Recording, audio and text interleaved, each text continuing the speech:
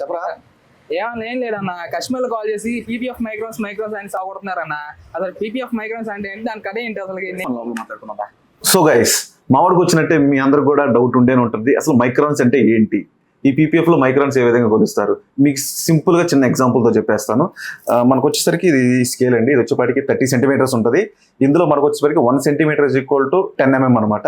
ఈ 10 mm లో మనం 1 mm is equal to 1000 microns.